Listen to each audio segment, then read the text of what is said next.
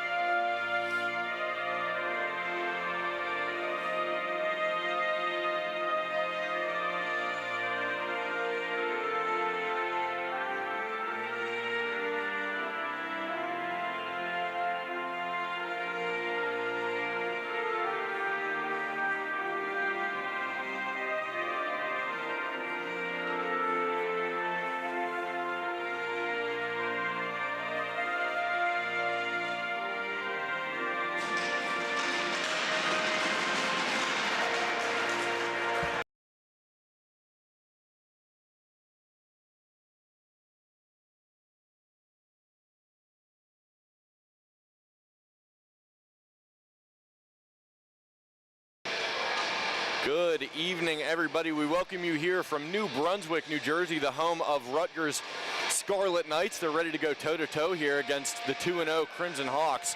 You know, just a short 5-hour bus ride for the Hawks, and they're ready to get after it here. We're getting ready for puck drop. The starting lineup out there for the Crimson Hawks, it's going to be Jake Schmelzer along with Sean Donovan on that blue line. And then starting forwards are going to be Shane Miller, Hunter Fairman back in the lineup, and the left winger is going to be Gavin Filson.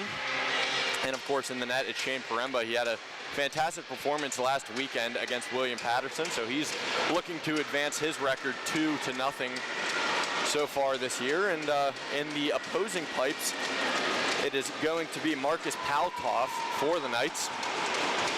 As the puck drop is ready to go here, and it's won by the Knights. It's going to be interesting to see how the Hawks come off their last two games last week, and they played so well, Josh, so well, and they seem very cohesive together. So I'm looking to see how they space out the ice this game and move the puck around and stay aggressive like they have been. As you see, they're playing chippy right now already. Yeah, like you said, it was a 2-0 weekend sweep against William Patterson. The first game being won 4-1, and the second one was a 5-2 victory. On the opposing side, the Knights are winless here so far this season. Of course, it's only the second weekend for them, the home opener, I should say, for the Knights. And you know, they dropped a tough one to Lehigh and Temple last weekend, so they're looking to get their first notch in the win column. Of course, the Crimson Hawks are going to do their best to defeat that, as they're now down below the net is Miola. He's taken to the boards. Still, the Crimson Hawks looking to establish themselves in the zone. There's a floater thrown in from the blue line from Soy. And that was tipped on the way in. That had a good chance of finding the net there. Like we saw last weekend, Josh, they kind of had a few goals that trickled in just with their good screens that they put in front of the net and good congestion in the lanes. Visibility was low for every tender that they put in the net against the Hawks. Yeah, of course, good things happen whenever the forwards crash the net, and a couple of wayward rebounds last weekend, of course, resulted in goals. And they're going to try and do the same here. There's Miola on the right wing. He was looking for Tudich in that slot. Puck's back in the neutral zone here. There's Wachenoctor on the side. The Crimson Hawks collect behind Paremba. They'll look to set up this breakout pattern.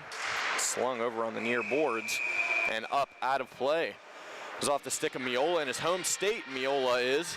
And he's looking to, of course, put on a performance here in front of his home crowd, you could say. As he heads off the ice there. We're now going to see that third line of forwards for the Crimson Hawks. It's Adams and Rearick, Maddox Rearick that is, now on offense. We saw he was playing defense last weekend. He's now a forward again, and that's centered by Matthew Loza. And they're doing a great job of moving the puck around here, Josh, early on. And I'm liking the spacing. But the Knights are kind of having a little bit of pushback aggression towards the Hawks that we didn't see William Patterson give to them. They're getting into this offensive territory here, but like I said, the Knights are putting bodies on people, and they're like crashing the puck pretty hard. Which has taken away a lot of opportunities already. Whoa, quick shot in at the top of the crease.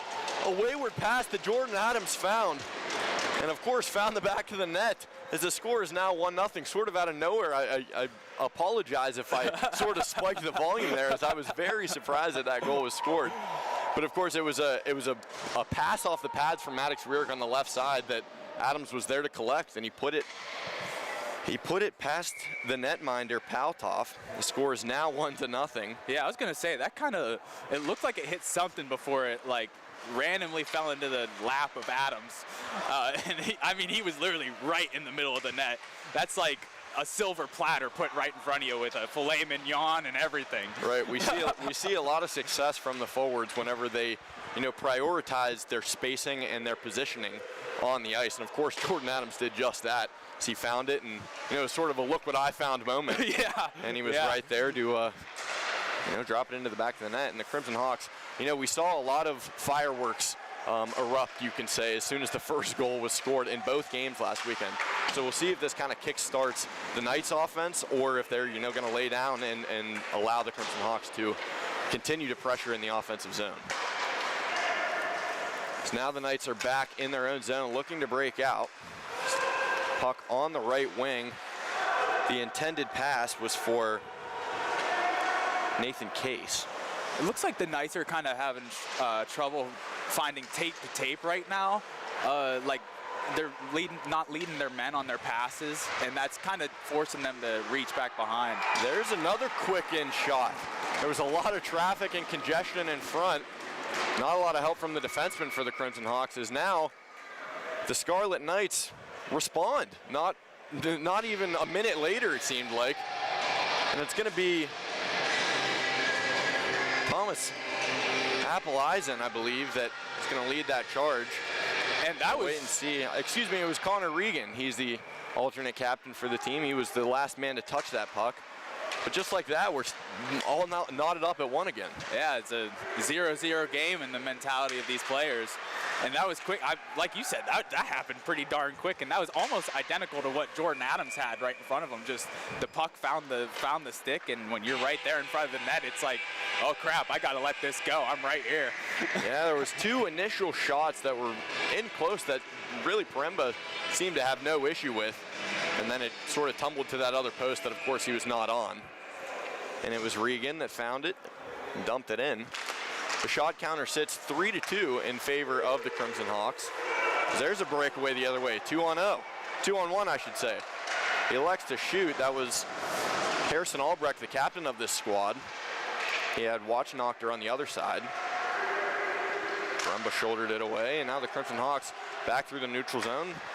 Shane Miller's going to dump it in. It was Hunter Fairman in his debut of the season. We know he's a producer, you could say. He was out with an injury last weekend. He's ready to go now. And he's doing his job on the forecheck there. Absolutely, like you said, they were missing him last weekend, and he can be a pretty influential player on this team. And you saw what kind of damage they did last weekend without him, so it's kind of exciting to think about what they could possibly do with him now this weekend. Right, he's a difference maker for sure, and we like to call him the Swiss Army knife last year because he was, able to go back and play defense when asked upon, and certainly had no issue playing forward as well, as he was one of the highest scorers on this squad. So he's back out there on the top line with the other highest scorer on the team, Shane Miller, and then the D3 call-up, Gavin Filson. A quick forward he is as well. I'm excited to see how he produces with those two other, leaders, you could say, for this team. But out there now, yeah, it's going to be that second line of forwards, Rierick, Miola, and Tudic. I'd like to see the Hawks start using the left side of the ice here, Josh. I know we're only 5 minutes in, but throughout that whole 5 minutes, they've kind of been up and down this right side using the right winger. And like you saw there, a lot of our pucks. Oh, shot off the post! My goodness, right off the draw. We saw Rierick just throw on the fire skates. We know his acceleration is just out of this world, and he rung one off the iron as he's looking skyward. He definitely saw the shot and, of course, imagined it going in.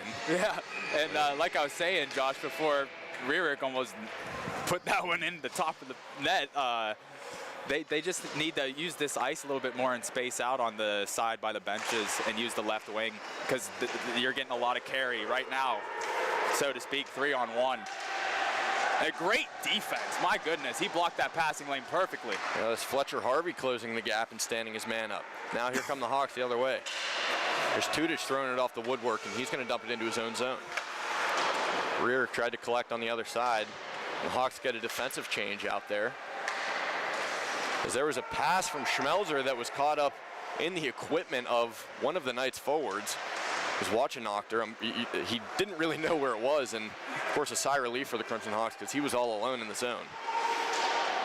So they're doing a great job on this forecheck now, really not allowing too many close looks now since that last goal for the Knights.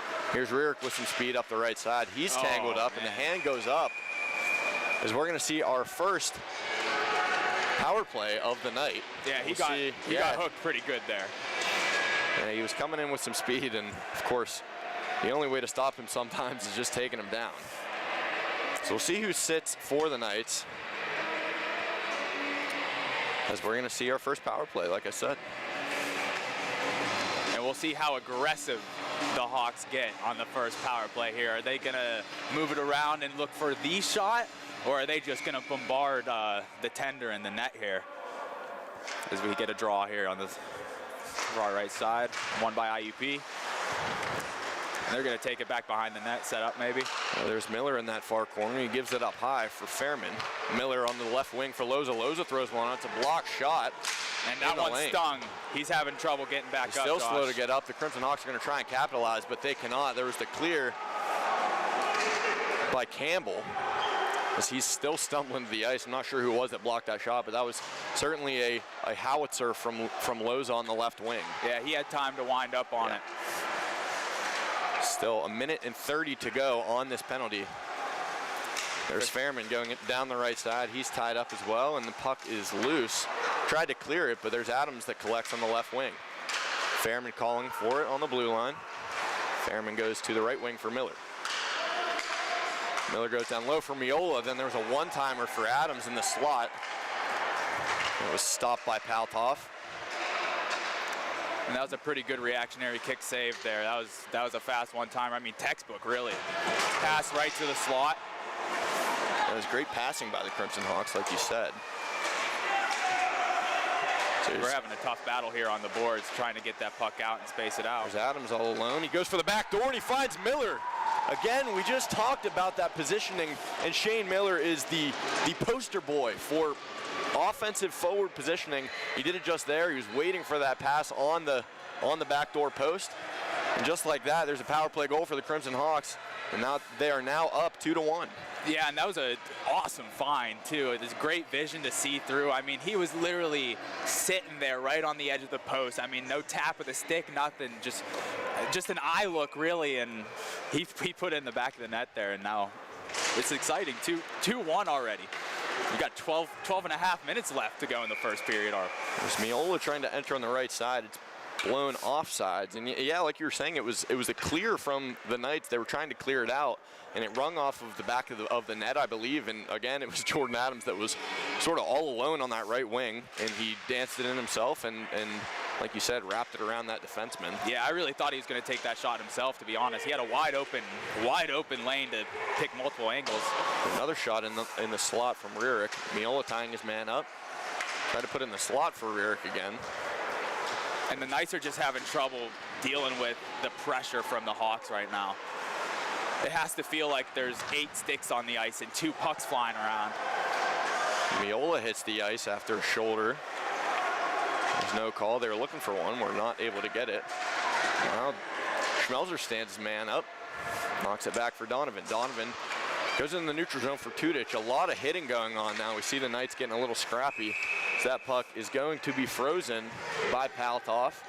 We're seeing the energy starting to rise. As you know, a lot of times these defensemen are textbook supposed to be sticking the puck away, but they're electing to go for the hit and try and knock it loose. Yeah, I was gonna point that out too, Josh. Like, we never really saw Schmelzer, like just how we saw him on the boards over here, getting active and going after the puck. Last couple games, we saw him kind of back skate and get in position to stop anything coming towards their defensive end. So it was kind of cool to see him get into the action. He stood that guy up pretty hard. I mean, it's hard to go at a 220-pound guy and lay him out. That's another point that I'd like to touch upon is this Knights team is a lot smaller of a team than they faced, of course, against William Patterson. They were very big in stature. William Patterson was. Yeah. A lot of these guys are smaller and quicker. They play a little bit more gritty, and we're going to see how the Hawks offense can sort of adapt to that type of play. Yeah, you can already see it with how quickly they're moving in the defensive end, like how the Knights are moving in their defensive end compared to how William Patterson was. The shot from the right wing finds the back of the net. It was just like you were saying, the speed. It was a 3-on-2 the other way that just sort of broke out of nowhere, and the shot was thrown on by number 21. That was Thomas Hilliard that found the net behind Paremba. 2-2 now. I want to say that went between the wickets, Josh. We can't really have like a good angle from over here, especially because he was on Paremba's glove side, but it looked like it might have gone 5-hole. It was a great shot. I mean, he picked it out. And the Hawks kind of have to do some thinking. That defense is getting caught up. They're getting caught on their heels, actually, because these guys the Knights are blowing right by them when they're on a break.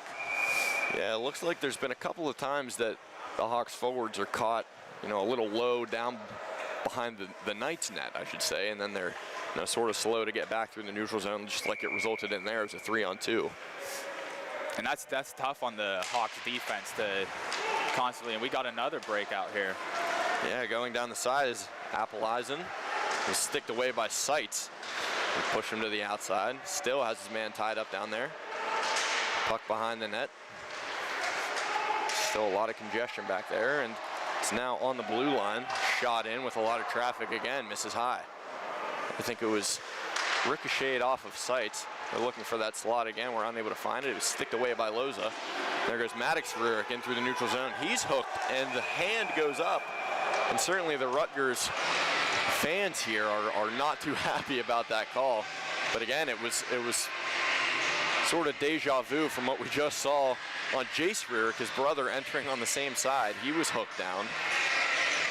We're going to see another power play. We'll wait and see who it is. It seemed like that one was on Roshan Nissan Nissan Garachi. Yeah. Yes. Thank you, Josh. But yeah, it looks like that's who got sent to the box here. So another power play for the Hawks, and let's see if they can execute on this one like they did on their last one. Now they're 1 for 1 so far on power play attempts, as they were stood up there. Schmelzer was sort of in a board battle there. It's now down below the Knights' net.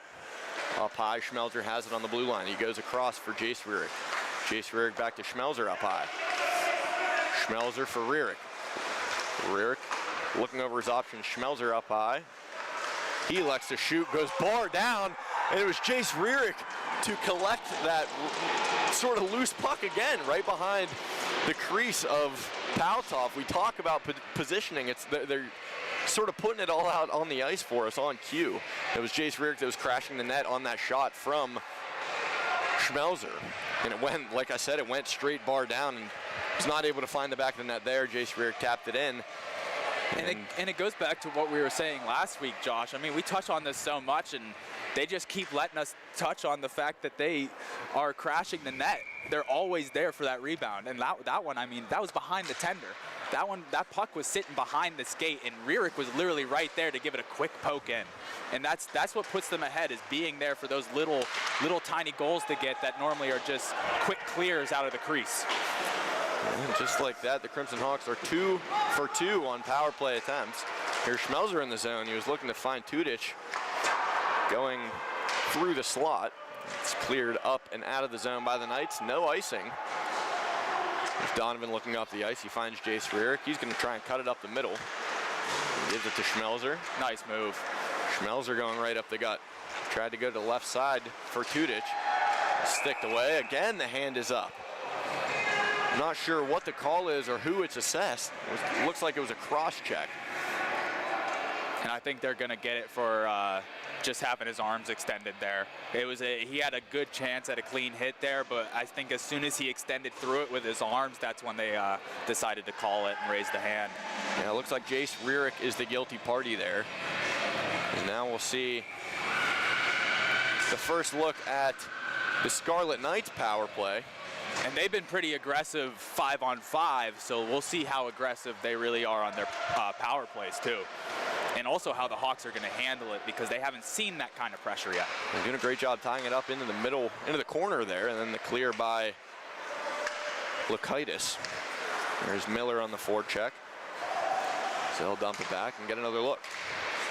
Miller still sticking away in the neutral zone. He knocks the puck loose. Doing a great job there, Miller is. The Knights now enter. They're looking for that slot. And here come the Hawks the other way. Hunter Fairman all alone. 1-on-0. He has the chance, and it's gloved away by Paltov. We've seen that electric wrister from Fairman, and not many goaltenders can stop it. But, of course, Paltov stood tall there just a minute and 20 remaining on that penalty. You know, regardless of if they scored or not, it's a great time killer, you could say, as Hunter Fairman skated that all the way down there, took the shot, and skated off probably a good 10 seconds of the penalty. And we have a face-off down here in the Knights zone. Yeah, exactly, and as we just won it too. So we'll see how the Hawks do maintaining the puck in the Knights defensive end, especially like on their power plays, because we saw them against William Patterson do that a lot, wasting like 30, 40 seconds off the power play clock just in the team's defensive end, moving around and having a great forecheck. Yeah, just like that, we're over halfway through the penalty kill from the clear off Donovan's stick. There, the Knights still trying their best to get a good look, and they're unable to do so. Hawks doing a great job keeping them to the outside. There's a clear by Schmelzer there, back down to the Knights zone. So they're going to get some new personnel out there. It's Caleb Hoffman and Xavier Solomon now on the unit. The Knights look to reverse the boards. It's tied up in far corner. So it's whistled dead. 7:41 on the game clock and 25 seconds on the penalty clock. A lot of hands going up. I'm still waiting to maybe see what the call was. Maybe a hand pass. Either way, we'll see a face-off in the defensive zone for the Hawks to the right of Paremba. And it's worth noting here, Josh, that the shot total is 12 for the Hawks and only 5 for the Knights here. And the Hawks are having a great offensive output. And we'll see how their defense can keep them away from the net and scoring opportunities that they've already had this game. And here's another. Paremba with a quick save, and he's going to hold that within his pads there. Yeah, again, the Crimson Hawks just keeping the puck out of the middle. They're really using that box technique there to eliminate those passes to the middle, to that bump man. Yeah, and I think that's really beneficial because you're forcing the Knights to take long shots, and they're going to have to rely on screening and deflections, which are a lot rarer to go in than just a howitzer from the point. You know what I mean? There's 4 seconds and counting on the penalty kill. That man's going to come out of the box. Jace Rierick was sort of waiting in that neutral zone to see if he could get a pass and go back down the other direction. And they do just that. Jace Rierick in the far corner. He takes a hit. There's Tudich. Down from Miola below the net. Miola spins off a man. Rierick takes the shot from the right wing. Left wing, I should say. That was a great defensive play when Rierick came into the defensive end of the Knights there by Hooligan.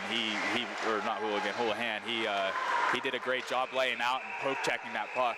Now we're getting some pleasantries exchanged. There was a late shot in on Paremba after he made that chest save. Of course, the shot from the left wing, it was off the stick of Regan. He was one of the scorers earlier in the game. We have 6:44 remaining in the game clock. Yeah, I think I'd skate away if I saw Soy skating at me after I had some words exchanged with some other players.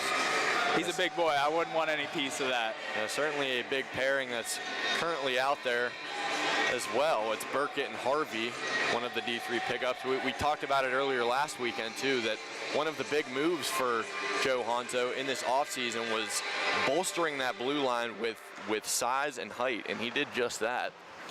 Brought in Fletcher Harvey, Colin Lakaitis standing at about 6'4". He's paired with Zach Soy, 6'2", and then of course Jake Schmelzer in that first pairing with Donovan.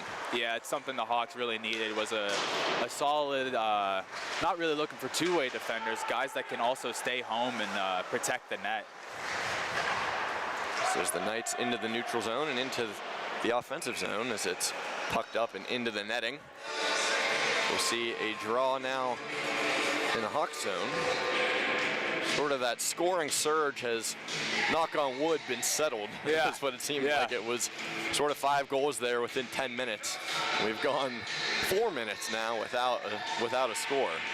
We'll see how long that holds. Yeah, we'll see how long that statement stands true.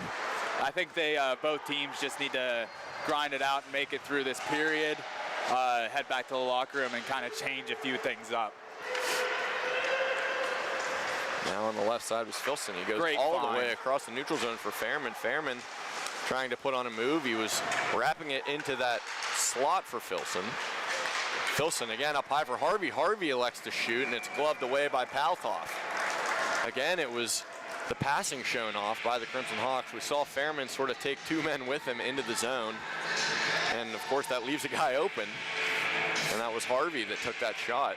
That's the kind of play I love to see, Josh, where you're kind of looking for that one shot. You're passing it around, and when these guys have been on point so far in this period with their passing, it seems like they're almost telekinetic in their own minds. But they're doing a great job of moving the puck around, and it's so wonderful to see them get like just a wide open shot there from the point. I mean, he even had time to skate up and build some momentum into it. Yeah, it really is like terrific to see how, you know, how much chemistry that these forwards lines bring to just the third game of the season. And they work very well together, the current setups that they have.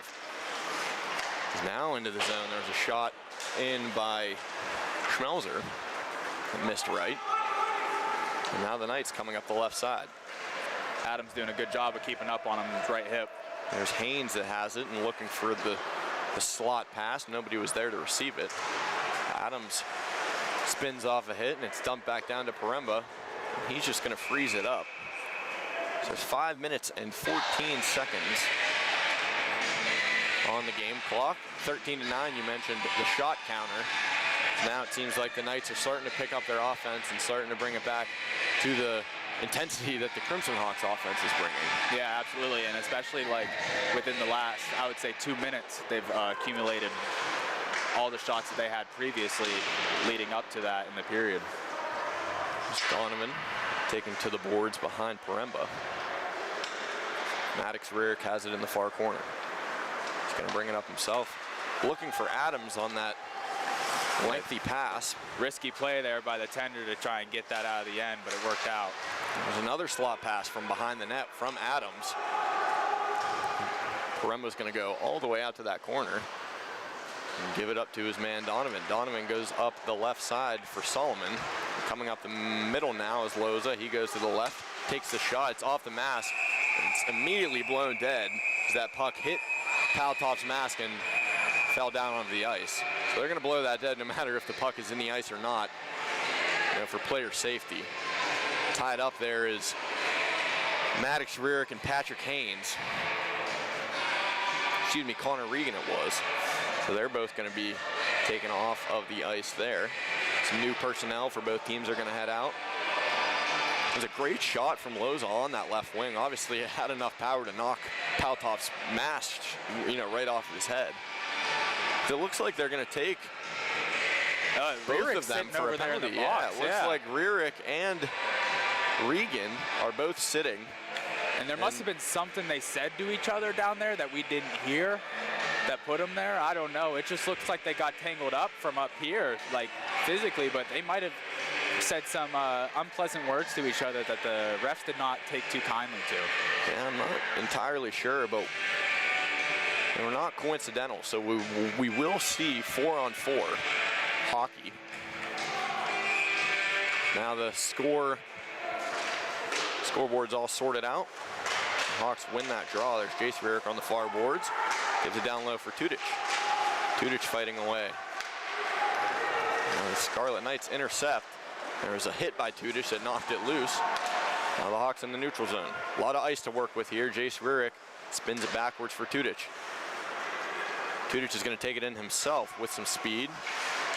And sticked away by Albrecht. Tudich takes him to the boards. And it seems that the Knights are trying to crash the point and crash on the puck a lot more.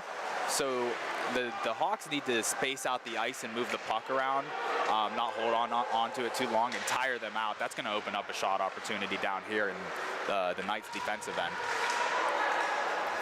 This unit's been out there for a little bit now. That was Soy for Tudich in the slot. Tudich drops it back again for Soy. Soy up high for Lukaitis. Lukaitis gives it to Tudich, and Tudich is taken to the boards. Remains handle of the puck, though. There off the woodwork down low, there was Nissan Garachi that takes it for the Knights. Great stick work there by Tudich. Intercepted pass by Tudich. He certainly is having a lengthy shift now, as he's probably going to head off now. There's Miller now on the forecheck. Albrecht bringing it up the left side. top scorers out there for the Knights. Now coming down the right side. That was a good middle, find cross all ice. alone. Off the post. Wow, there was a shot in all alone, like you said. It was off the stick of Watchenoctor. Hit off the iron. We saw that earlier down here from Jace Rurick. Attendee's best friend, Josh. Yep. There's Miller, gives it up for the one-timer off Donovan's stick in the high slot. There's just 6 seconds on those 2 penalties. We'll be back to 5-on-5 hockey. What Fairman a goes move between by the legs. Fairman. He's sticked away by Haynes. And it looks like he's having fun out there for his first game, huh? There's Filson coming around the corner and was trying to hit Regan. Regan slips on, looked like wet ice. So there's Filson now grabbing it in his own zone. 2 minutes, 13 seconds. We're back to 5-on-5 hockey. Filson takes it up the left side into the slot for Miller, and he's spun off. Now the Knights come up the other way. There's Watchenoctor coming up the right side into the zone. It's sticked away by Harvey. Harvey's going to take him to the boards. Puck jarred loose. Fairman looking for that stretch pass. It was just intercepted by Regan. Minute 45 left remaining in this period here. Let's see if the Hawks can get a quick push on net and get a few shots off. That's not going to help.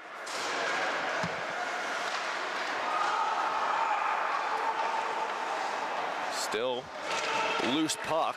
It's dribbling all the way back down Yeah, here. floating all the way down through the neutral zone.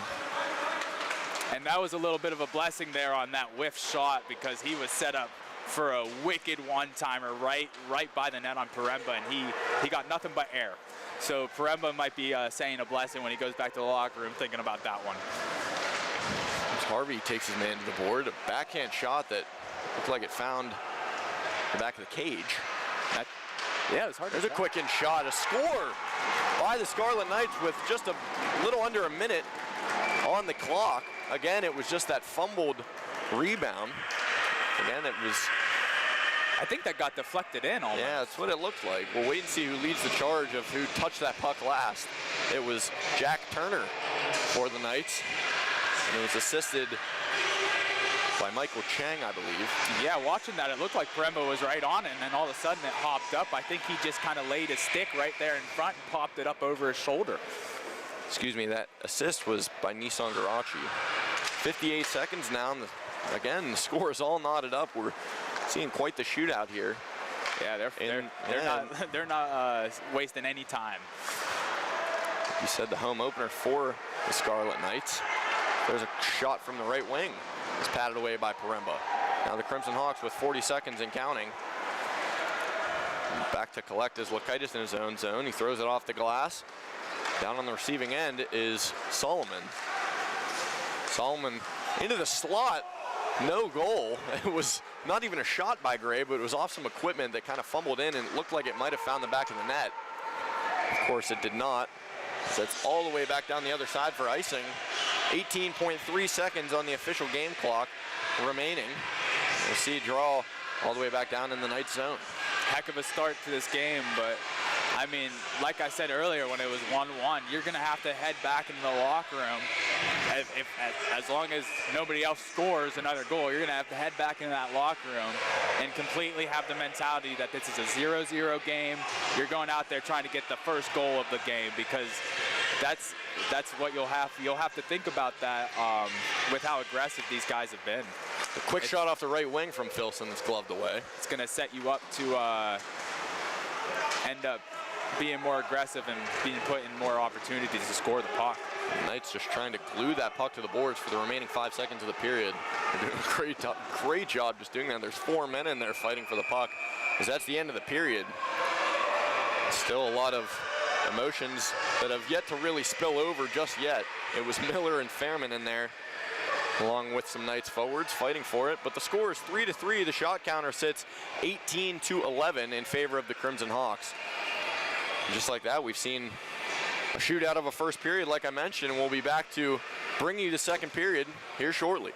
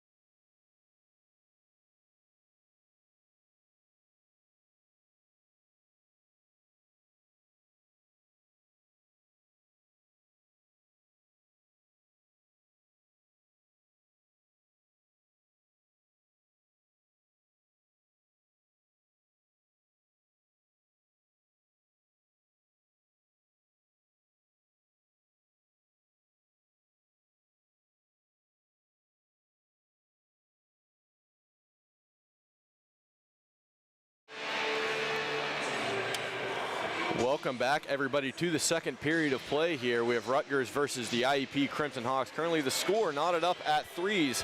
We had two power play goals, for the Crimson Hawks. That sort of was the heavy lifting of those 3 goals. It was a power play goal by Miller, assisted by Adams, and then Jace Rierick off the bar down shot from Schmelzer. I almost want to give the goal credit to Schmelzer. I know, dude, that thing was so close to being. It was an electric shot, and it was a laser in there that just came straight down. Of course, it was setting the table for Jace Rierick to go ahead and clean it up.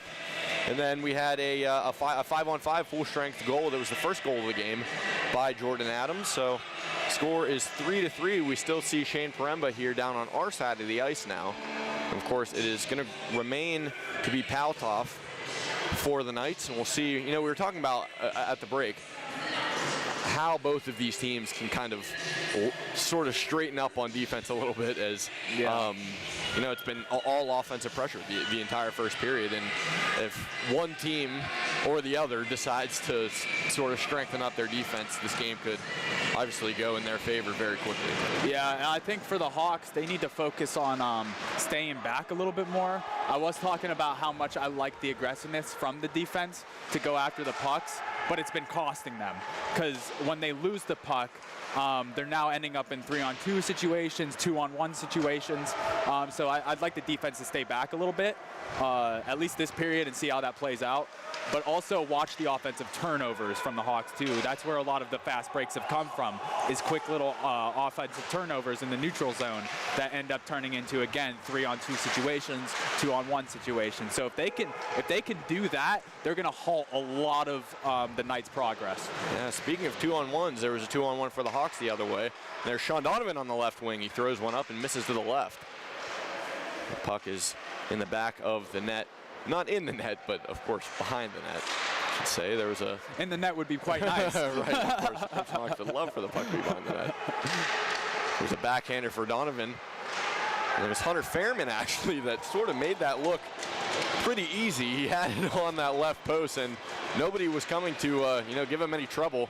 And he just slid it in past Paltoff, and the score is now 4-3. Just so quickly, we're less than a minute here into the second period, and it's sort of how the first period started as well. Yeah, dude, I mean, we're talking about, these aren't normal fireworks. This is turning into the 4th of July here. And I don't think the tender there had really a chance. He was spread out, and once he was spread out there, he kind of couldn't even get back to his feet, and they toyed with the puck and just passed it off to the side, and it was just a quick little tap in. Yeah, we certainly know that Hunter Fairman is not going to let up a golden chance. We already saw him miss a golden chance that he had on the 1-on-0 earlier in the game. We know he's not going to get beaten twice just like that. He slides it past Paltoff, and the Crimson Hawks have the lead, but the Knights are certainly applying some pressure here, as there were some close-in shots that Paremba was able to stop and slid all the way down the other way. Icing will be the call. The shot counter currently sits 19-13 in favor of the Crimson Hawks. It's a pretty even offensive, a pretty even game from an offensive standpoint. And I think the guys are from the Knights here are doing a good job crowding the net, as we saw on that last drive there. They were all, I saw 4 red jerseys on a square box around Paremba there. Which we didn't see at all during the first period. They were all spaced out all over the place. So that might be something they talked about in the locker room. Hey, we need you guys up by the net, looking for what the Hawks do so well, rebound and score. Well, Hawks into the zone. There was a shot looking for a deflection from Miola on the blue line. There was nobody in there to, of course, get that deflection. There's now some new personnel for the Crimson Hawks and the Scarlet Knights. They're going to head out on the ice. It's sort of a mix of forwards out there for the Hawks. It's Adams, Loza, and Caleb Hoffman now playing with that third line of forwards. That draw is won by the Scarlet Knights. The defenseman playing catch. Adams goes to disrupt. Loza collects it on the far boards. Adams reverses it for Hoffman. Hoffman showing off those quick skates. He reverses it back the other way. Adams has it below, looking for the slot pass for Loza. Now Donovan up high. It's deflected up behind the net. In the near corner, a lot of bodies, a lot of sticks flying around. Now the Knights looking to break out. They're unable to do so. The Crimson Hawks have been stonewalling that blue line, not allowing the Scarlet Knights, that is, to enter the zone. And now there's Hoffman with a slot pass. Now Schmelzer has it dancing in and out. It's patted away by Paltoff. Down low, Adams has it. A lot of possession time here for the Hawks. Schmelzer up high on the blue line. He throws one in. It's deflected by the Knights. It's the defenseman, Carson Weiner.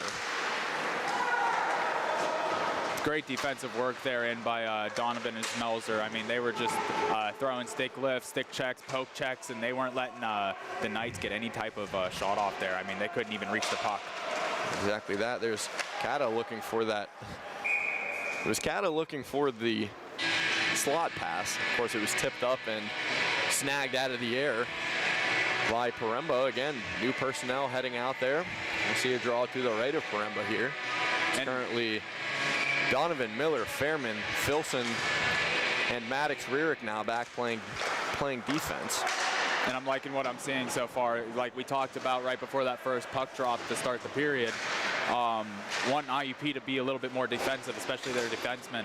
And it was nice to see Donovan and Schmelzer there controlling the point in that offensive end. And that's why the Hawks are so good at keeping the puck in somebody's offensive end for 2 to 3 minutes, because those guys stay back there. They're outlets for the forwards to pass back to open up the offensive end for the Hawks to get a shot off. And that's why you find them getting wide open shots, because eventually something opens up. They move around enough, pass it around enough that they find a wide open lane to get a shot off. Now the Knights in the Crimson Hawk zone after the icing. There's Maddox Rearick that throws it off the boards. The shot was intercepted by Soy. Now sticking it away, Miller going through the neutral zone. He gives it to Fairman going up the right side. Fairman back for Soy, the one-timer by Soy, and the rebound was almost there for Filson. Now a 2-on-1 the other way. Maddox Rearick all alone. He drops the stick down, and I think it got a piece of that puck to intercept the pass.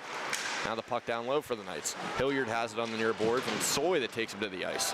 Miller now has it, and he gives it up for Filson in the middle of the ice. Now going into the zone is Fairman. Fairman dancing around. He elects to shoot. He goes to the back door for Filson. I think that hit his skate. I don't think there was an official shot that was a shot attempt even by Filson. But of course, the puck was in the back of the net, and the officials are not calling it off. So it's going to be Filson, I believe. No, Fairman's leading that charge. I guess he'll take credit for that goal, as he was the one that took the shot. Either way, the score is now 5-3. They're going to pad that lead a little bit. And like you said, Josh, I mean, it looked like they were just crashing the net. Just a quick battle between, who was it, Filson and whoever else was on the Knights right on his hip. And they were kind of just coming to an abrupt stop there right before the net, and right time, right place. There's the Knights. The backdoor pass was intercepted by Lukaitis. Lukaitis taking his man to the board, sticking it away. The puck battle in close. It's won by the Hawks. Filson and, Miola and Tudic going down in. Tudic dumps it in for Miola. Miola taken to the corner. Now the Knights the other way. Now into the Hawks zone. There's Lukaitis and Harvey down low playing catch. Lukaitis looking up the ice. Throws that pass for Rearick that was sticked away, and here come the Knights. Down on the right side is Haynes. Haynes looking into the slot in close. The stops by Paremba. There was 3 quick shots in, another one in close. And that last attempt was by Turner. Here come the Hawks the other way. There's Tudic all alone, was taken to the ice. There's no call. So it looks like both squads are a little discombobulated, you could say. They're kind of all over the place here, these last couple pushes. Yeah, they just need to settle down, Josh. One of them needs to take the puck behind the net, regroup, get everybody in position, and then look to push for an attack. It looks like the Knights are looking to do that right here. There was the pass spanning the entire width of the ice, intercepted by the Crimson Hawks. Hoffman doing his gritty work. And now Loza has it with some speed. He takes it behind the net and reverses it for Hoffman in the slot. It was intercepted by the Knights. Great defensive work there by Donovan. There was Donovan in there as well, holding tall on that blue line.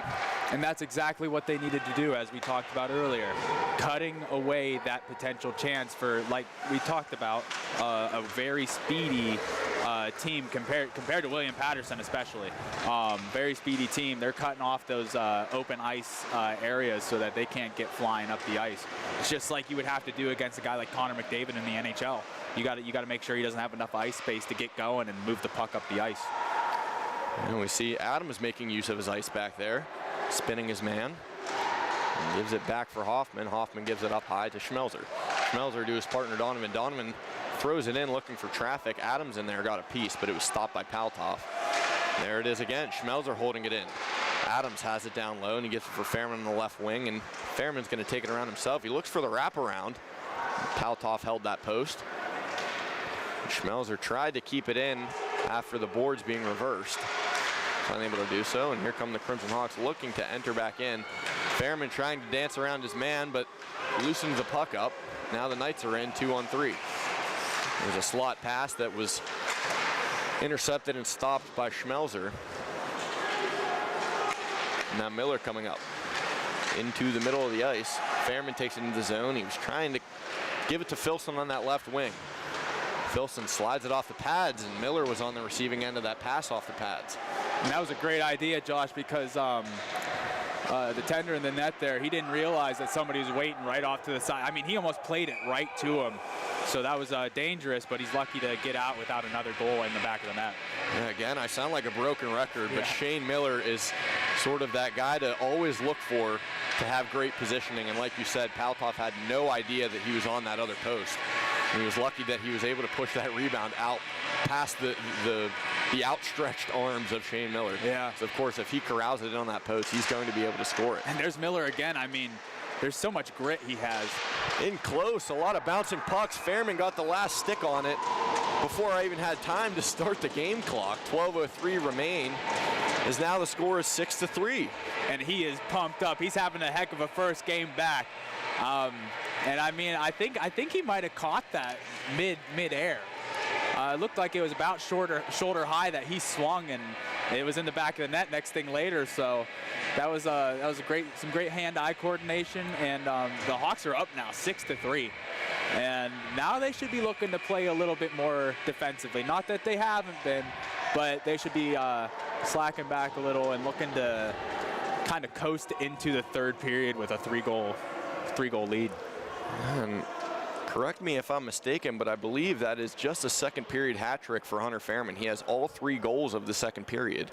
He had that one where he was all alone and sort of You would be correct. beat Paltov. Then he had that one off of Filson's skate. We don't know if he's going to get the credit for that one or if Filson will. So we see a goaltender change now by Scarlet Knights, and then of course that last third goal for Hunter Fairman. Also, the Knights taking their time out currently.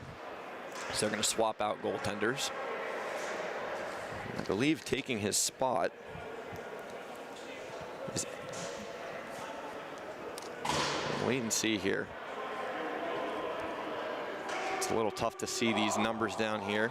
It's Trey Mattern that is taking his spot as he's warming up his creases. Hunter Fairman alone has found the answer to Paltov with positioning, and of course, that's really about it. Yeah. I was going to try and improv something else there, but maybe literally just position. Yeah. Positioning, he's doing a great job. Of course, he's showing off the silky hands that he has as well a couple of times. But just like that, 6-3, the shot counter has now skyrocketed in favor of the Crimson Hawks, 27-16, as they were nearly tied up at the beginning of this period. If that doesn't tell a story in and of itself, the Crimson Hawks offense has been firing on all cylinders here in the second period. And by the Crimson Hawks offense, I mean Hunter Fairman. Yeah, absolutely. He said, "Don't worry, boys, I got you." Down low, Hilliard and Fitzgibbon was taken into the boards. It's a pretty hard hit along the boards. I think it was Jace Rearick that sort of crunched him in there. It was awkward positioning, and I think they're going to take him to the penalty box. We'll get another look here at the power play for the Scarlet Knights.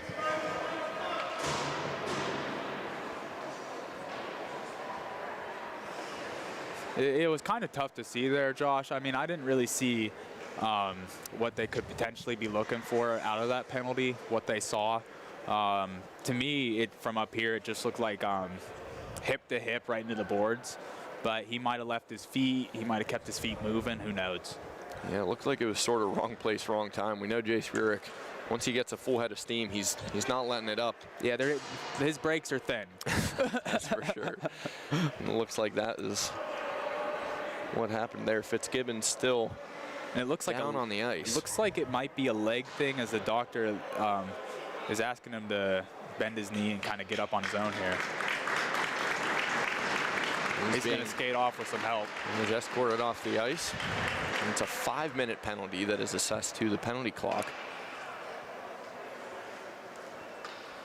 So we'll have to see if the Crimson Hawks penalty kill unit can, withhold for 5 minutes. And they did a great job last weekend. They were tested many of times on that PK. And whole second period of that game. We saw 4 stars kind of emerge from all of those penalties that were assessed to them, being Sean Donovan, Jake Schmelzer, Caleb Hoffman, and Nathan Miola. We saw those 2 forwards, Hoffman and Miola, and then of course Donovan and Schmelzer as the defensive pairing on the kill. They did a great job. Hoffman and Miola, they have spent time on the 4th line grinding, and they know how to grind those penalties out. Yeah, exactly. And then of course the stay-at-home defensemen in Donovan and Schmelzer, they just paired so well together, as they're going to be out there now, and then the forwards are going to be Miller and Fairman. There was a quick shot and a deflection up. Donovan tying it up onto the boards, and it was slung away by Fairman. A slow rolling puck that's going to eat up a couple seconds off the clock. And Miller's on that forecheck. The Knights just looking to break out here. He puts on a move and sort of took Fairman to the ice. There's Haynes. Regan and Haynes in the corner. Yeah. Great clear by Schmelzer. Schmelzer using the woodwork and throwing it off the glass. They're going to get a quick change in there. Just as I mentioned, Hoffman and now Solomon out there for the forwards. They do a great job blocking passing lanes. That puck sticked away by Schmelzer. Now Haynes down to the right side. He gives it down low.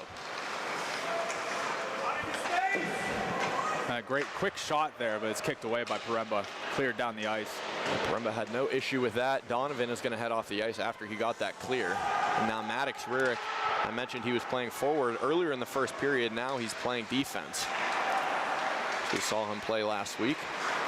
There's Adams sticking away his man in the neutral zone. These Hawks forwards have to be able to run 5 miles and not even break a sweat with the kind of forecheck they put on, Josh. I mean, they're just relentless back there. We go and watch their practices sometimes, and it's every single day they work on power play, penalty kill. It certainly is showing off now. With Maddox Rurick giving chase to the man down low. They're holding that box structure pretty strong there to eliminate the middle look. Butchko on the left wing tried to find the slot for Watcher. Watchnocker. There was in close. Rutgers celebrating. They're going to wave it dead. We're waiting to see. I think it rung off of both posts. That shot by Watchnocker. Yeah, I didn't see it cross that red line. I mean, no bias here, but I didn't see it cross that red line at all. The captaincy, it was Hilliard that was pleading his case to these ACHA officials. And I definitely heard it ring off of 2 pieces of metal. And I think they were worried about it, the net coming off its moorings there, because it did kind of, I did see it lift up a little bit. So I think that was what the whistle was for, was just a worry that it might not be on the red line. They had to refix it, but back into play here. It was a great play by Rurick and Schmelzer. Rurick gave it to Schmelzer on the blue line. He danced around his man and killed off probably an extra 10 seconds there. There's 2 minutes and 40 seconds remaining on that penalty. Quick shot in, hit off the top iron there.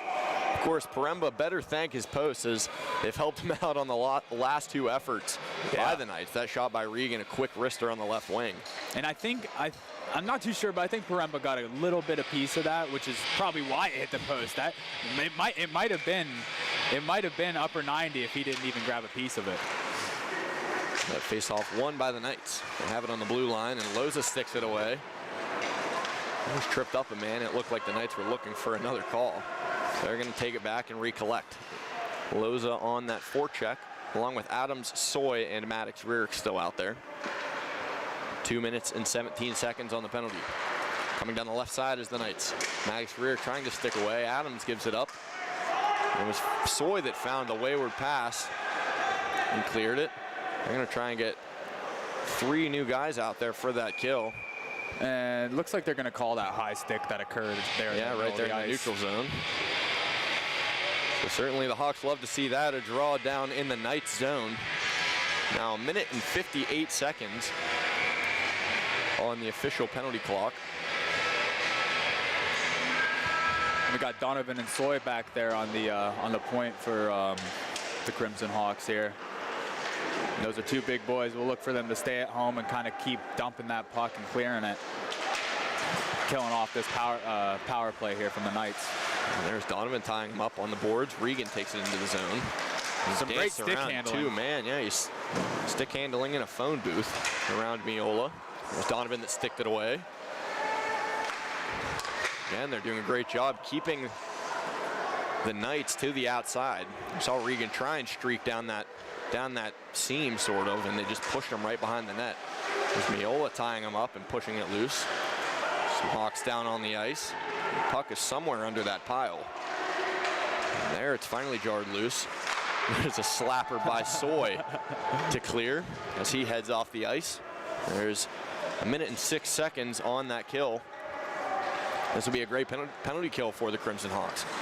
Yeah, they're Fairman on the forecheck. They're having a lot of success, Josh, of just meeting them at the point there and keeping the puck at the blue line. And when they keep it up there, the Knights have a lot of the times just tried to pass it back and end up going offsides and having to regroup, get everybody back on sides. Case in point right there. Yeah, there's a great stick by Miller to bounce it back into the neutral zone. As they are whistled offsides. It was Turner, the man that was off. A lot of frustrated Knights there as they sort of had a quick push in. Of course, whistled down. We see their game plan here for this 5-minute power play with 36 seconds remaining in it is sort of the pass off pads. And, you know, they have done just that, but Paremba's done a great job controlling those rebounds, pushing them back out of the way. And here's the Knights down in the Hawks zone. Still holding strong in that box unit. And there's a shot right into the logo of Paremba. There's just 18 seconds remaining on that kill. Now Loza's going to head onto the ice, along with Adams and Soy. Fairman, Miller, and Schmelzer head off. Great kill by those 3 as well. Maddox Rearick is going to stay on.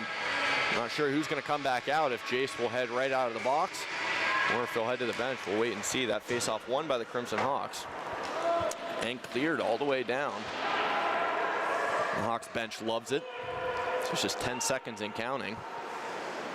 We'll see if the Knights can get one last push here with an extra man, as they're going to dump it down and reverse the boards all the way around. And Hoffman comes out and exchanges with Rearick after that penalty, and that's a great kill by the Crimson Hawks. 5-minute penalty down with really not even any offensive pressure for the Knights. No, not at all. They've done a great job of just making sure they don't have any opportunity to throw the puck on net.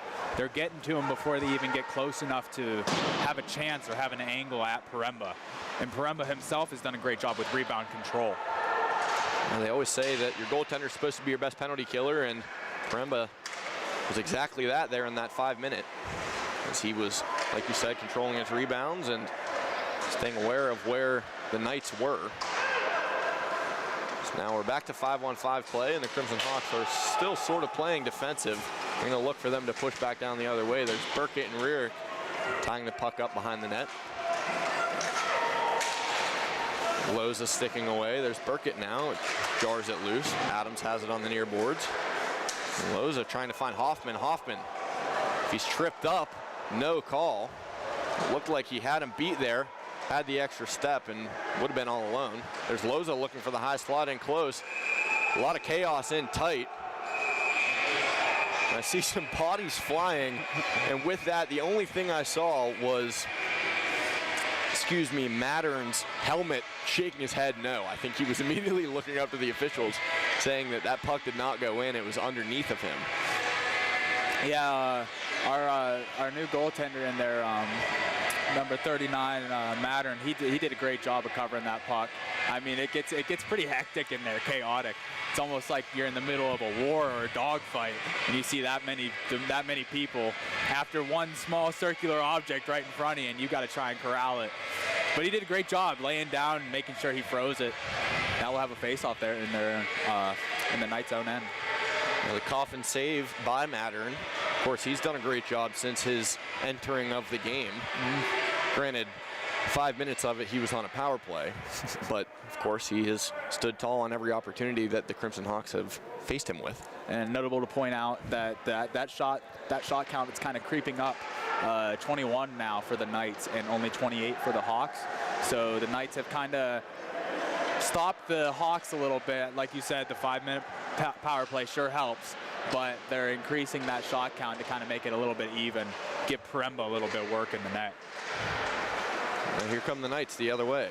Coming down the right side is Turner, and it's sticked away by Burkett.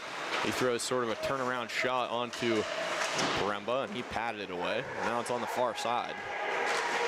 Rarick fighting for it on the right wing. And he somehow comes away with it through the neutral zone. Tries to put on a move, and the Knights sticked it away. A great poke check to keep it in their end. Yeah, there was Tudic that swiped it back in there. And Miola tying up his man on the boards. A 4-man puck battle down there. Donovan off the glass, trying to keep it in. They have numbers if they hurry the other way, and the official got in the way of that push. That's just Stop unfortunate. the puck. It really is. Now Donovan doing his defensive work, sticking away down low.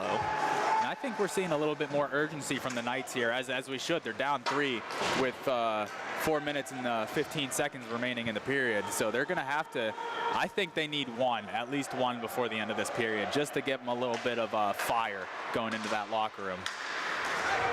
They try to enter there. A wayward pass collected by the Hawks as they're hitting their man into the boards. Haynes and Wachenoctor down on the boards. He slides it to the left side for Butchko. Butchko tried to go up high, and it was padded by Paremba. There's another one that was deflected by Hilliard down low, and it was high sticking. It was by Hilliard. It was really a very high shot that somehow bounced in the blue paint, Paremba's blue paint, and of course that blade went a little bit too high for the officials, and they're going to whistle it dead.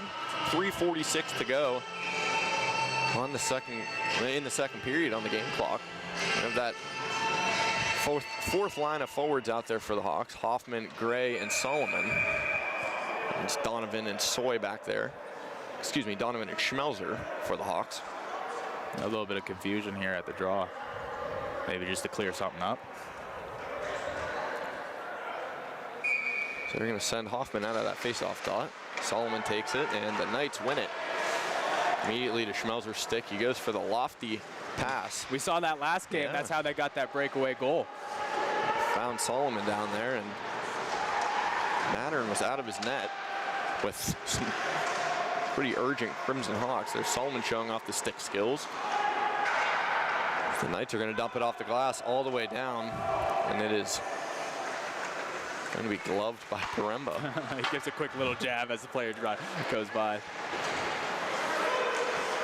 Now the Knights into the zone. The shot was stopped by Donovan. Now Gray trying to clear it out. Hoffman collects and dumps it down the right side. Now here's Donovan down below Paremba. Paremba swipes it for Hoffman, and Hoffman's immediately going to reverse it back over for Schmelzer. Schmelzer with the cross-ice pass was trying to give it to Gray. There's no deflection there, so icing is the call, and the draw is going to come right back down to this side.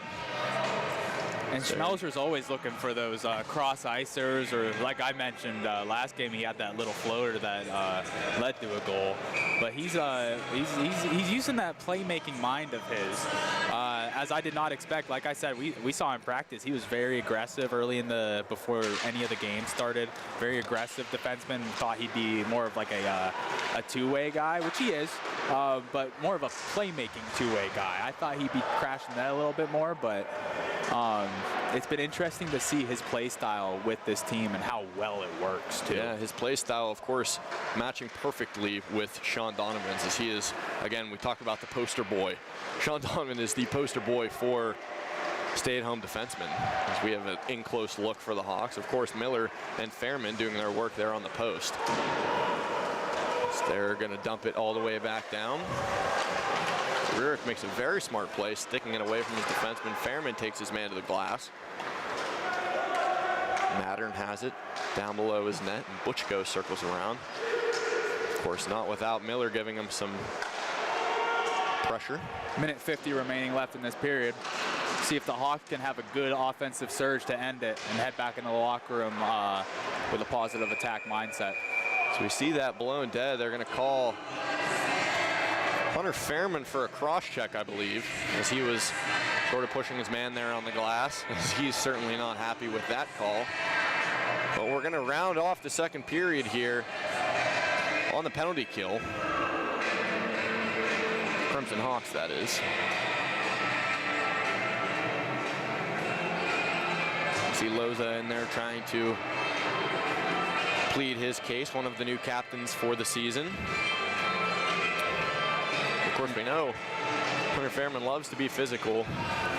He's doing just that, just a little bit over the standards of the officials. Yeah, he was having a little bit too much fun. He has his 3 goals, this hat trick, this period, and he just got caught up being a little bit too aggressive there. And it's going to be a 4-minute power play. I was thinking 2. I don't know where the 4 is coming from. But we'll see how IUP kills it here. Yeah, that's interesting because they initially put 2 minutes up on the clock and then change it to 4 minutes. So you never know what the thought process is there for the officials. But and the Hawks are kind of grouped up a little bit too much in the middle. They need to space out and get that square formation back. and they were certainly clumped up there. Is now Loza and Rierick down low, trying to disrupt the defensive passing down there. Great job by Soy to interrupt that shot. Yeah, and it's frozen up by Paremba.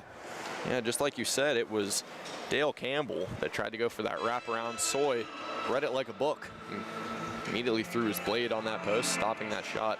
I think Paremba was there regardless, but of course, you'll have a little help from your defenseman as we're going to get a new unit out there for the Crimson Hawks. 3:28 remaining on that penalty. It's Donovan, Schmelzer, Miller, and Hoffman, the four that are out there to possibly kill the remainder of this second period at least. That's cleared all the way down. Down low is Haynes looking for his options, and now they're coming up the left side, right side, excuse me. There's Campbell in through the middle. He gives it down low for Turner. Turner and Hilliard playing catch down low. Now on the left side, Hilliard has it in the far corner. Hilliard goes back up high. They're trying to find those passing lanes, cannot get it. A shot up high that was blocked by Donovan. Now here comes Hoffman with some speed, 36 seconds and counting into the zone. He's certainly killing off a lot of time on that penalty as well. 2 minutes and 45 seconds on that. He glues it to the board. Now the Knights have it. Now if you're the Knights, you have to beware like that. You're going to end up in a situation where the Hawks are aggressively in your offensive or your defensive end, and you have to get that puck out and get back on your power play, because they are looking for shorthanded goals. They're not just looking to get it back in their end and clear it out and kill the penalty. They're looking to add on to their already massive lead. Just like that, the end of the penalty, the end of the period, I should say, runs out. We saw two great defensive plays there by Donovan. He sticked away a pass as well as a shot. Threw them back down. I guess you could call this the Hunter Fairman period. We entered the second period, knotted up at threes. Now they're skating off. The score is now 6-3 after a solo hat trick in the second period by Hunter Fairman. 3 fantastic goals as now the Rutgers Scarlet Knights heading to their bench, certainly with some question marks. We're going to see how they can respond here in the third period. Yeah, they're going to need to fix a lot of things. They're going to need to be more aggressive on the offensive end for sure. I mean, you need goals, and the only way you're going to get goals is by putting the puck on the net. So that's what they're going to have to do, but they're also going to have their defense kind of stick back and make sure IUP doesn't have any opportunities. So we'll see how they handle IUP's offense and come out offensively themselves in this next upcoming period. And with that, we'll head to the intermission and be back for the third period.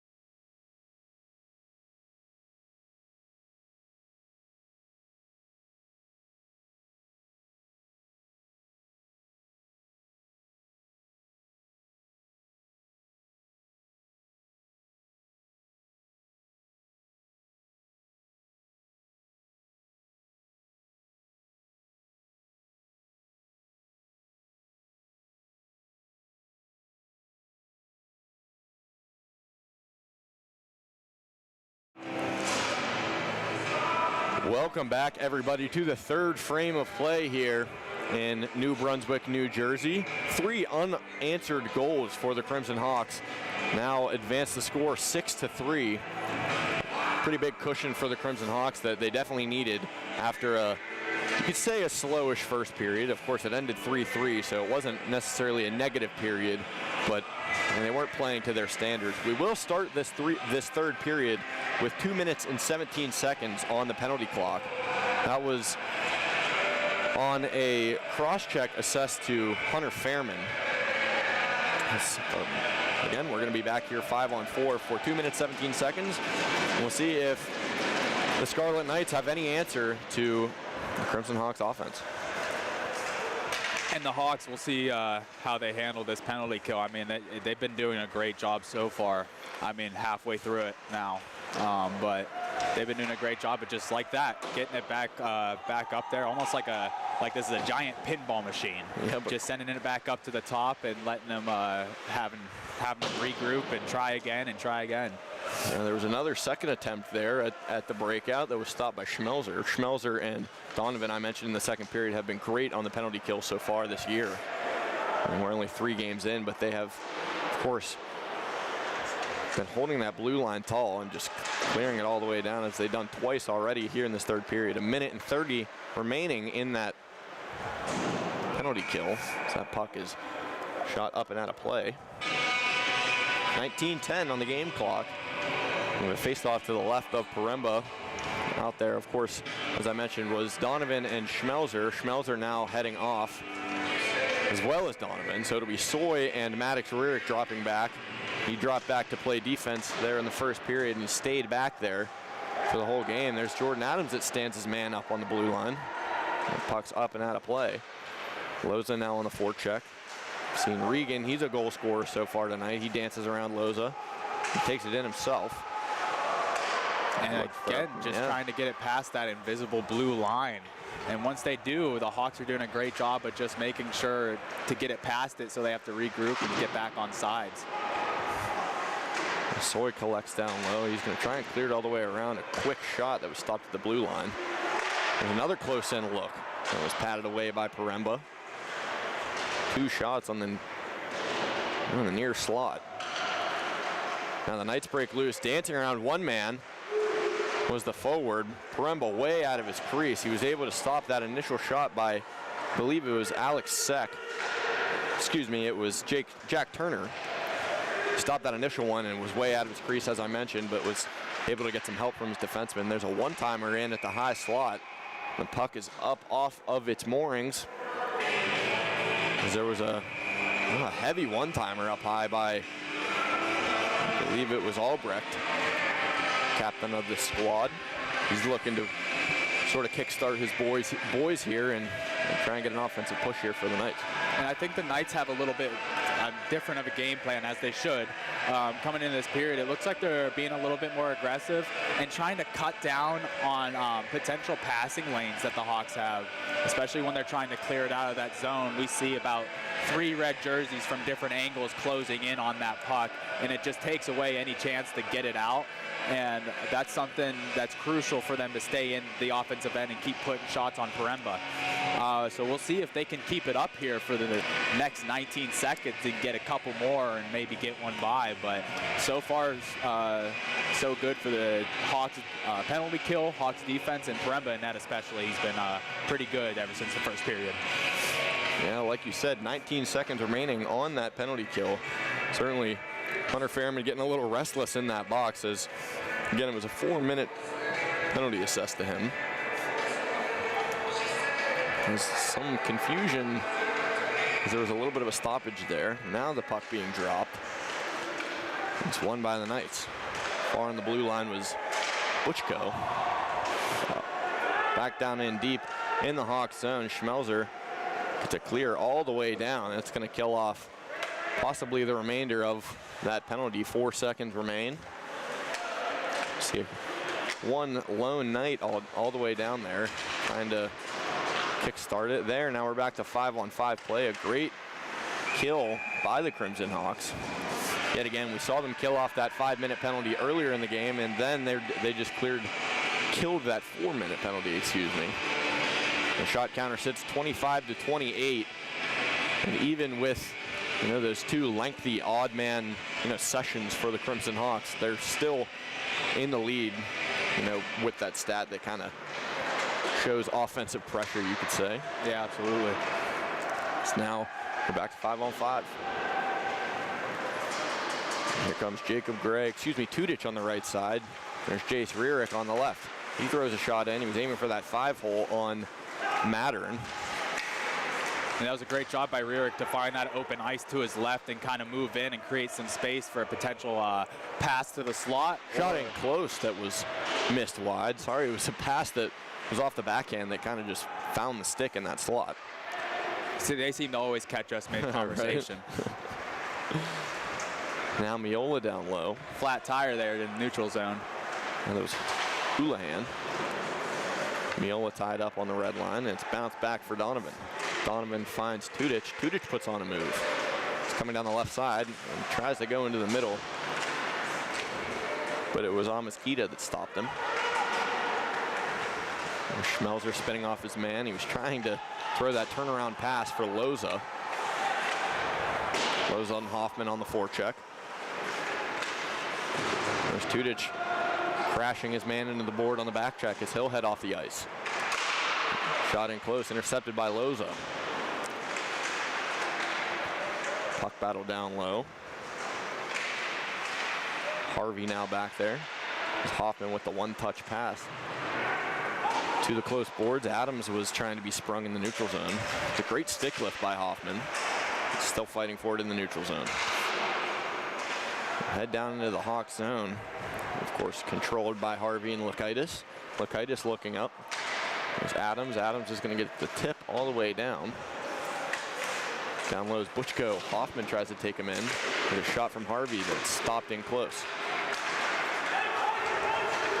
Yet again, Filson cutting off that angle. Now Lakaitis back in his own zone, circles it for Filson. And Lakaitis did a great job of staying home there because he almost got caught up coming up on the puck as there's a shot wide. So Jordan Adams took a high stick as he was trying to go in for that pass as he was sort of holding his chin. So he's going to head off the ice. There's a great stick check by Shane Miller. Here he is in all alone. Him and Filson. He goes to the back door. Filson looking for the tip. And it was Mattern that stopped it. Reminder, Mattern now in. Came in midway through the second period for Paltov. He's done a great job so far. He's held the Crimson Hawks scoreless since entering the game. Now Max Rierick has it up high. He throws one in. It's blocked away. Another shot off the left wing from Fairman. Now Filson behind the net. Filson looking in, throws a quick shot on. Mattern was able to hug that post. Fairman going up the left side and was sticked away by Albrecht.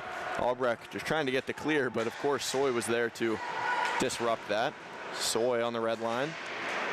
Now Shane Miller into the zone as he's sticked up high, no call, and taken to the ice. There's Fairman trying to draw a penalty as well as he hits the ice. And there's some great chippy play here. I mean, they've been back and forth, and the Knights are moving down with a head of steam here. Now that was Regan that was going up the right side. Again, he's scored already in this one. Something I'd like to see the Hawks do a little bit more here, Josh, is use that other side of the ice. Get the puck over towards the benches on the left side of the ice as Fairman's down after that hit. We're seeing a scruffle here at the end. Yeah, there's a little knee-to-knee contact, and I'm not really entirely sure. I don't think Houlihan tried to do that on purpose. He was sort of making a play on the puck. Otherwise, there would have been a lot more skirmish after that hit. You definitely feel Fairman, because if you've ever felt a knee-to-knee hit like that, it completely kills your leg. It feels like your whole leg went asleep and you can't even stand on it or don't even work properly. So, well, I mean, it'll take a couple minutes. He'll be good. He just has to sit there and bang his skate on the ground a little bit, get some feeling back into that leg, and he'll be back out on the ice. Yeah, obviously, him able to skate off of the ice all by himself is a good sign. So he'll almost certainly be back out for his next shift. We see some penalties assessed to the board. I'm not sure. I think it might be for the skirmish that was, after that hit. Sitting for the Crimson Hawks is Jace Rierick, and it's Connor Houlihan for Rutgers, both 2 minutes. So we're going to see 4-on-4. Yet again. Yeah, yet again. I apologize for not having a 4-on-4 graphic, but we will keep you updated with the penalty clock. It's Loza, Schmelzer, Donovan, and Adams out there for the Crimson Hawks. And we mentioned it before, but a lot of ice to work and with. A quick shot off to the far side, just past the outstretched blocker of our tender there in net. Now Adams on the forecheck, tries to stick it away. It's Butchko and Regan. And there's a bad missed turnover pass. there. Yeah, there's Loza that throws one in. He picks his spot up high and past Mattern. Just like that, it was a mishandled pass that found the stick of Loza, and he notches his first goal of the season. And you can't do that against a team like the Hawks. We talked about it last week, Josh. They take advantage of opportunities when it's given to them. They don't, not regret, but they don't miss those types of chances, especially that close in the net. And that's just a terrible turnover to have happen right in front of your tender there. That was a pretty quick wrister from Loza. Of course, he was face-to-face with Mattern. Advances the score 7-3. That's not going to kill those penalties since they are coincidental. So it will still remain 4-on-4 for 1 minute and 28 seconds. There's 13:25 remaining on the game clock. Just nearing sort of the halfway point of the third period here. It's a shot in that was patted away by Paremba. And the Knights are just struggling here, Josh, to find something that'll work against the Hawks defense and Paremba himself. Schmelzer coming down the left side with some speed, through on a move as well. And there's Tudich down low. Schmelzer still sticking away. So there was a little bit of a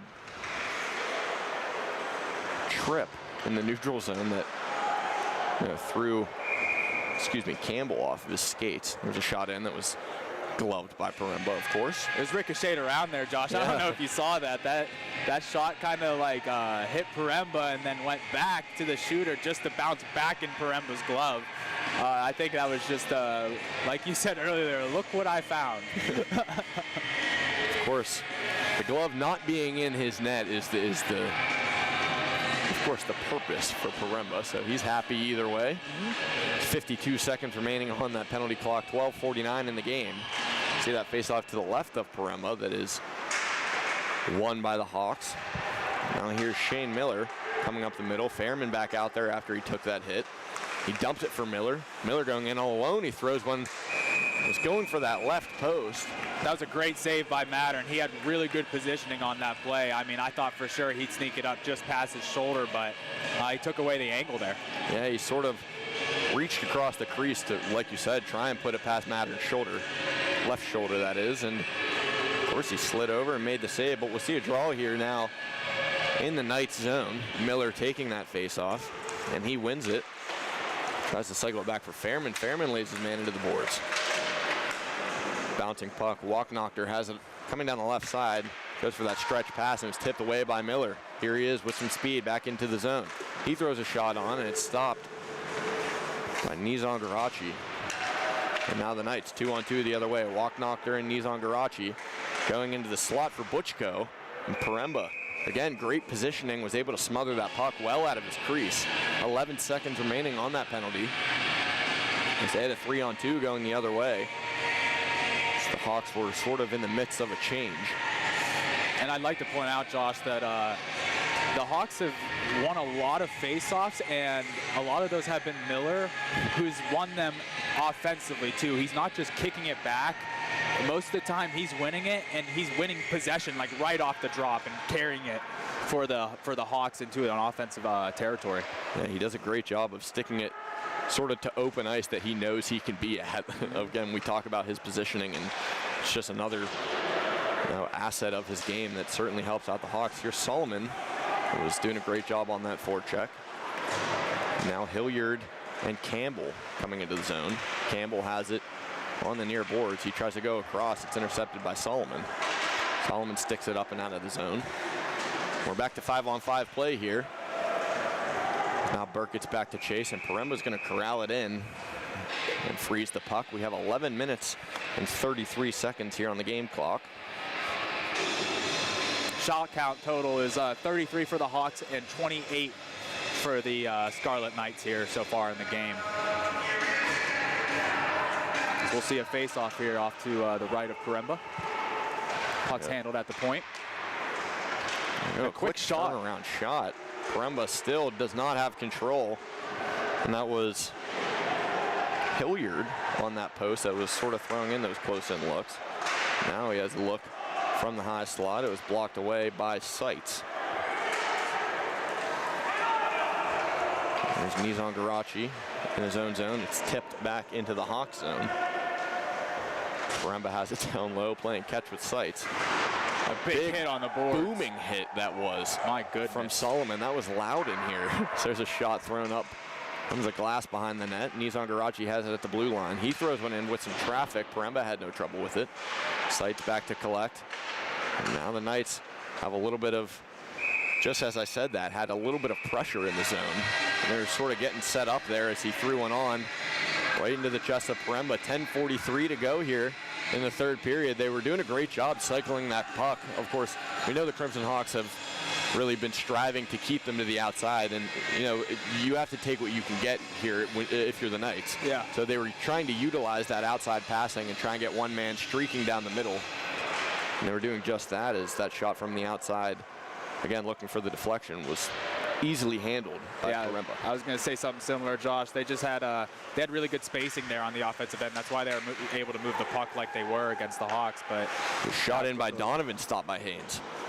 But they need to continue to do that. That's the only way they're going to find offensive opportunities, is kind of wearing them out in their own, the Hawks in their own defensive end, and making Karemba put a little bit more work between the pipes too. Yeah, he's been doing his work. Of course, he let up just those 3 in the first period. Knock on wood, he has not let up any more since that first. Score still 7-3, but the shot counter nearly even, 34-32 in favor of the Crimson Hawks. We'll see a draw down here in the Crimson Hawks' own offensive zone. Just 10:07 to play.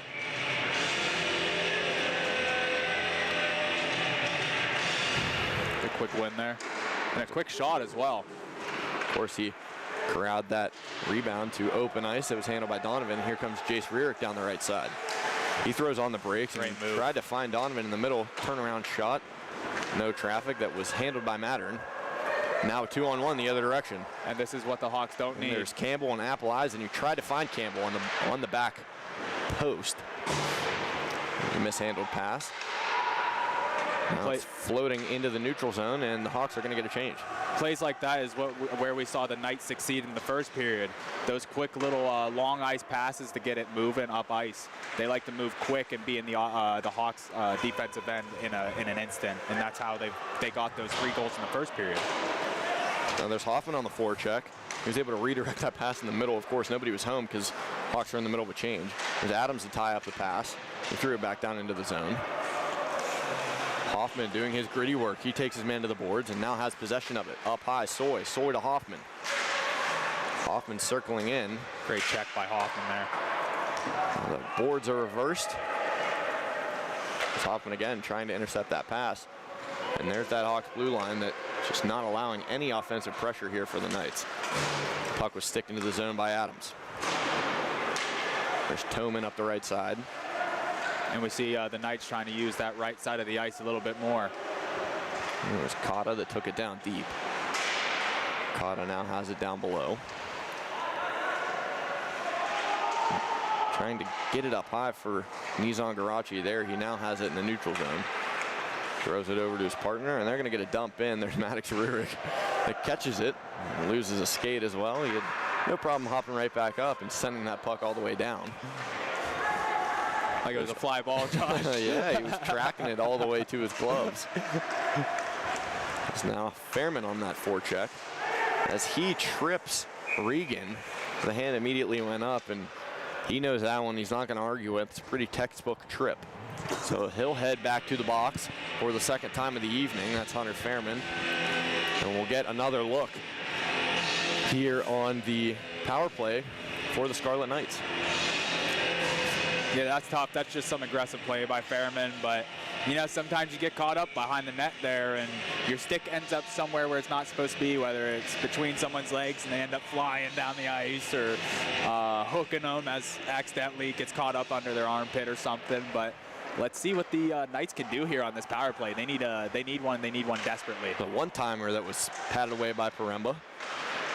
Puck's cleared all the way out by Miller.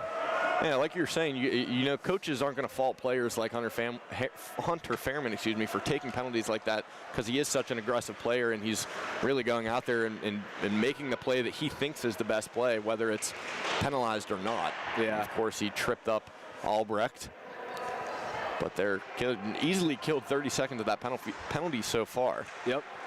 So there was a deflected shot in that went wayward. Now Solomon gets on the forecheck, and Schmelzer tried to get to clear and stopped at the blue line. And the pass in tight was stopped by Miller. Miller gives him a check.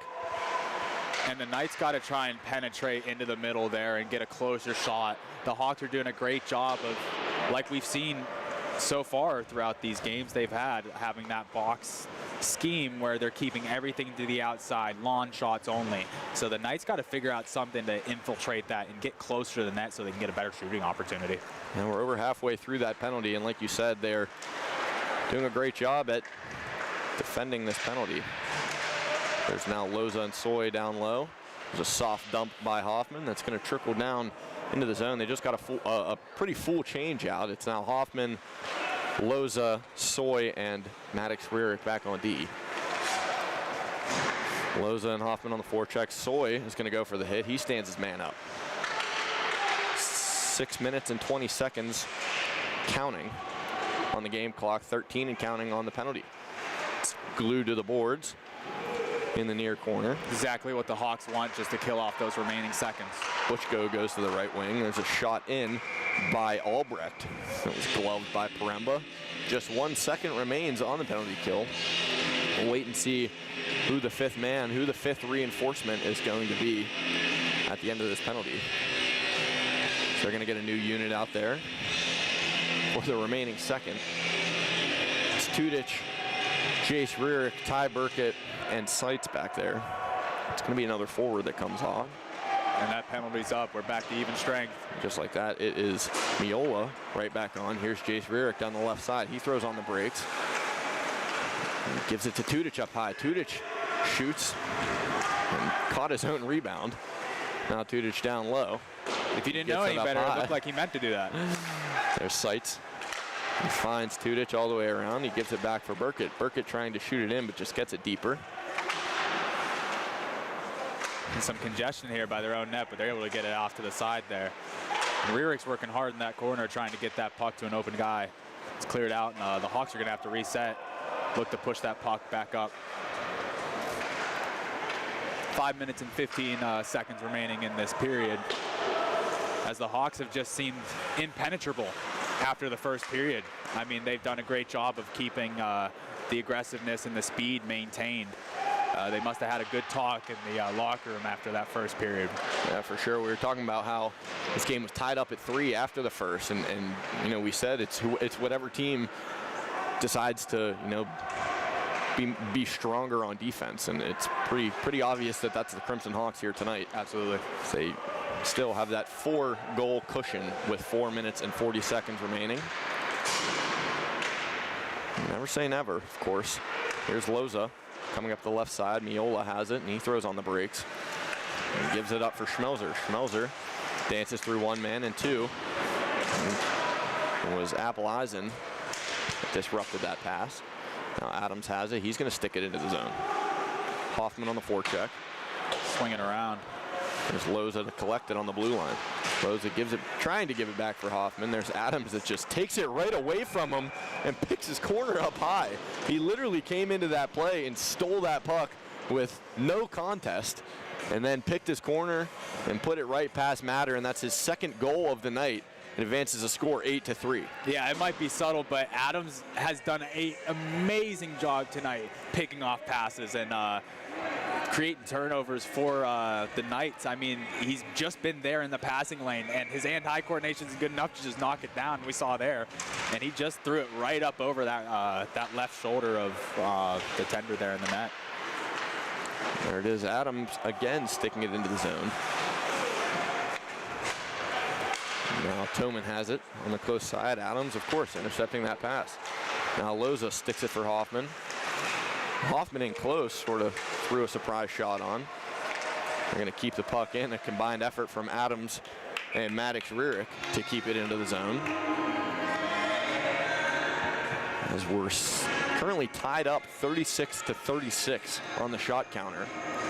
So the Knights have brought back the offensive effort, but it's been a poor effort, you could say, at that. Of course, because the Crimson Hawks have limited almost all 36 of those shots, it seems like, to the outside. Yes, absolutely. I don't think I have seen one shot tonight. I could be wrong, but one shot tonight from the Knights kind of in close where they had a real scoring opportunity. Yeah, those three that they had were sort of fumbling pucks and missed rebounds, so they were sort of accidental, you could say. There's Miller still on the forecheck doing his work, but you know, with that, it becomes part of their game if you must. There again, Hunter Fairman circling it around the net. Miller with the positioning. He throws it in.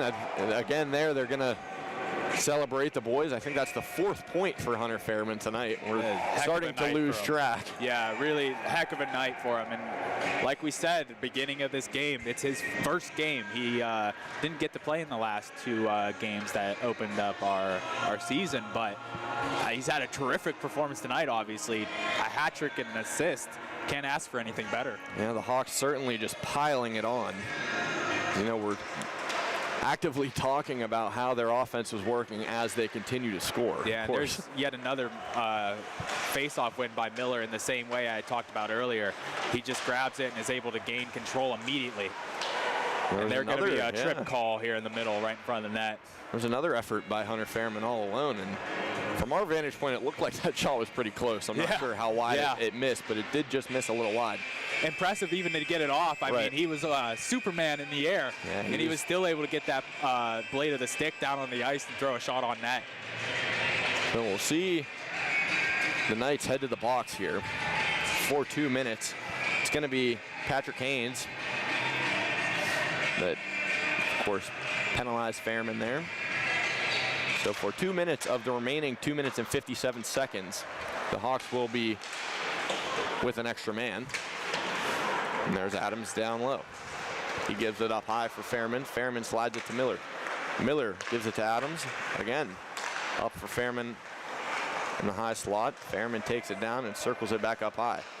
Terrific movement from the Hawks here. Gives it to Miller. Miola in the middle. He tried to give it to Loza on that back door. And the Knights disrupted it. There's Miller now giving chase.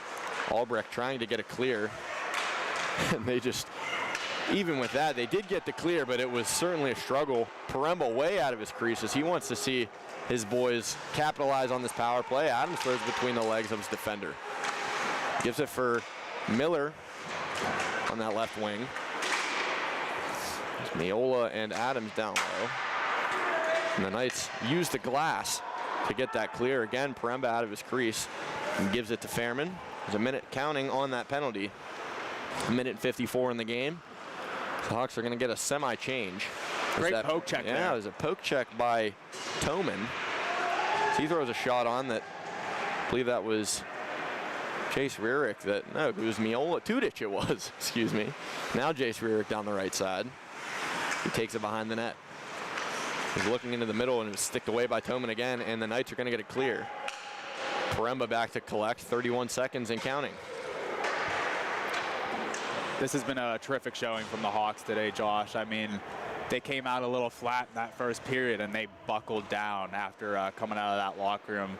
We saw different defense, different schemes being put into play, and they all panned out perfectly, worked out perfectly. Here's Schmelzer into the zone. Tried to find Maddox Rearick on that right side. He's going to collect it there. A shot by Filson, misses to the left. Now Schmelzer still on the forecheck. The Knights have it and collect it. That's the end of that penalty. So just under a minute to go in the game. It's tied up in the near corner. Schmelzer giving chase to that far puck. Puck battle and broke loose. It's Caleb Hoffman. He's trying to turn on the Jets. See what he has left in the third period. He throws a shot on that's sticked up and out of play. There's 25 seconds in the game.